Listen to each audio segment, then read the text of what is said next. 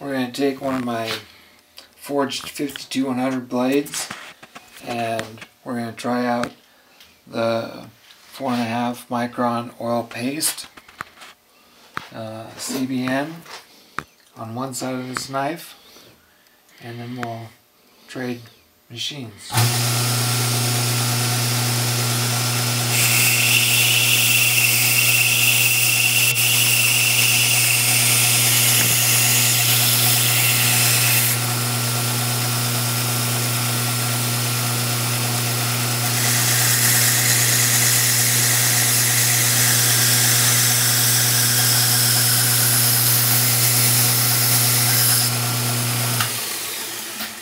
That should have given us a pretty good scratch pattern. Haven't really reached the edge yet.